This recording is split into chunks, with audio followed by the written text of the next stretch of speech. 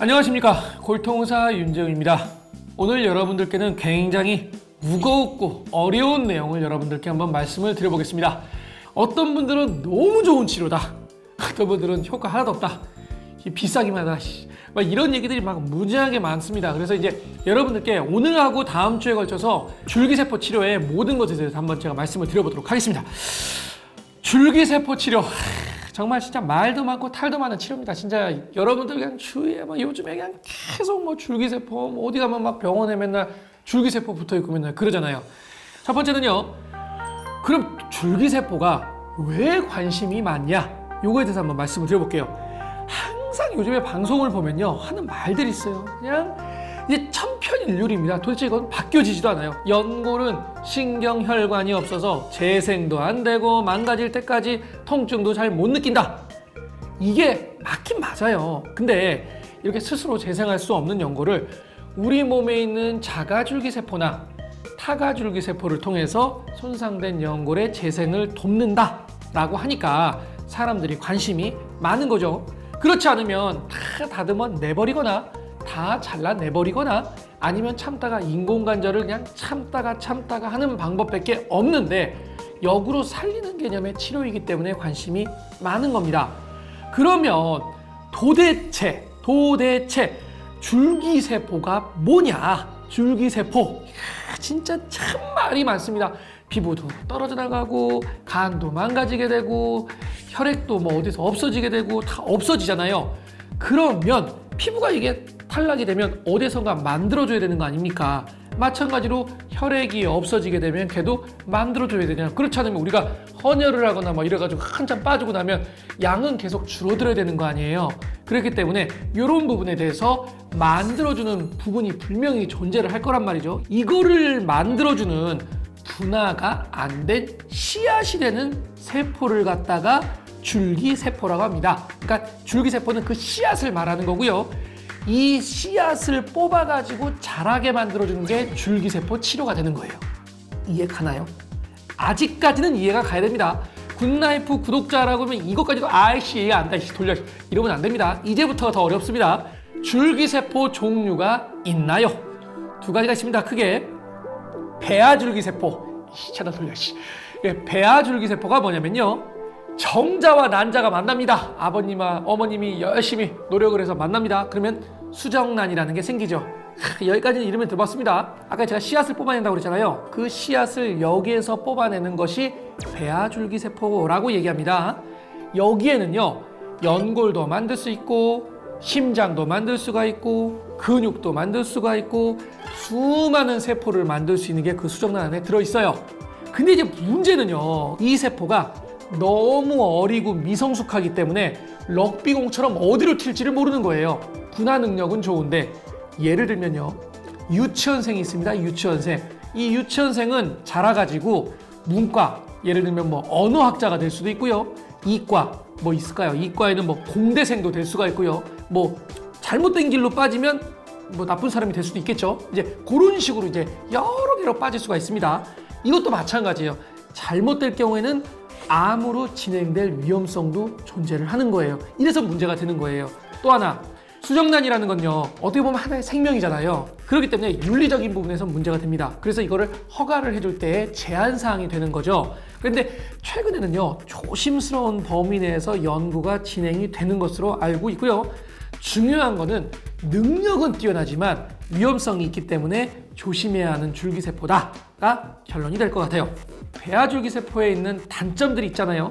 이거를 해결하기 위해서 사용되는 것이 성체줄기세포라고 해요. 두 번째입니다.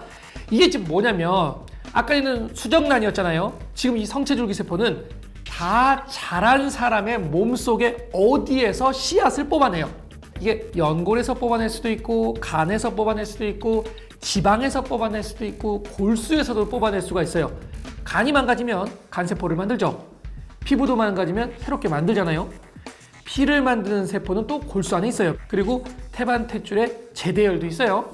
그러면 모든 세포로 이렇게 분화가 되지는 않아요. 그러니까 몇몇 세포들로 분화가 돼요. 아까 제가 말했던 배아줄기 세포는 한 1000개쯤의 세포로 이제 갈 수가 있다고 치면 요 성체줄기 세포도 한 10개 정도로만 갈 수가 있어요. 어느 정도 분화가 됐으니까요. 그러니까 분화 능력이 조금 떨어지긴 떨어져요. 단 이거는 안정성이 높아서 암의 가능성이 거의 없어요.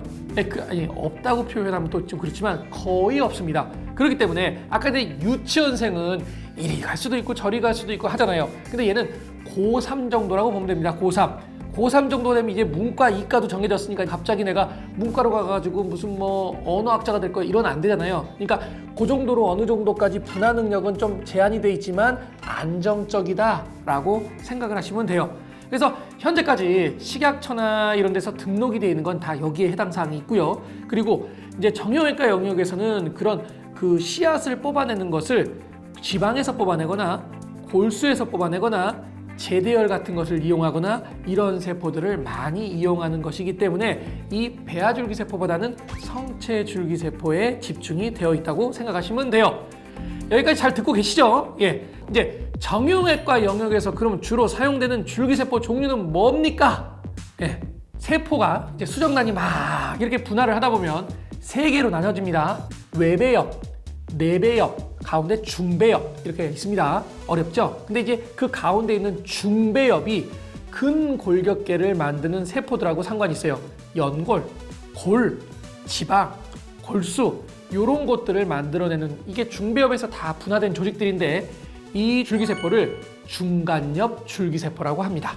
이런 이제 중간엽 줄기세포 중에서 제대열에서 뽑아낸 것을 동종 제대열 줄기세포라고 얘기해서 보통 여러분들이 숱하게 많이 듣는 그런 카티스템이네 뭐 이런 것들을 얘기를 하는 거고, 또 지방에서 이제 이거를 중간엽 줄기세포 중에서 지방에서 뽑아내는 줄기세포를 이식하기도 해요. 저희가 예전에 저 같은 경우도 한 10년 전에는 이런 지방에서 뽑아내는 줄기세포를 많이 이용했는데 이게 뽑는 양에 비해서 이게 줄기세포 양이 별로 없어서 요즘엔 좀 잘 안 씁니다.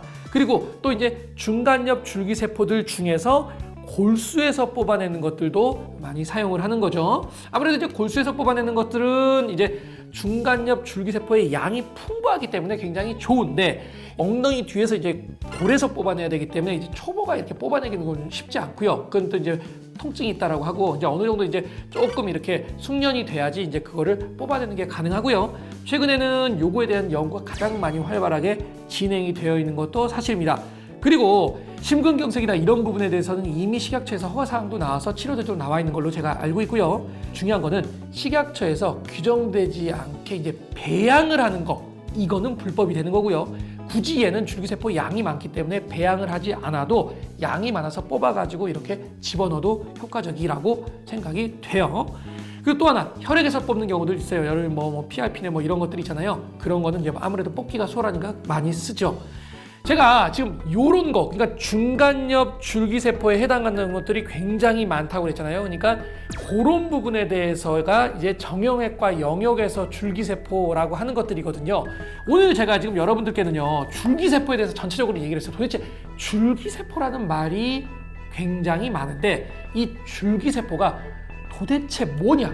이런 것들이 나오게 된 배경에 대해서 오늘 설명을 드렸고, 다음에는 그 각각 것들에 대해서 제가 한번 여러분들께 소개를 한번 해드려 보도록 하겠습니다.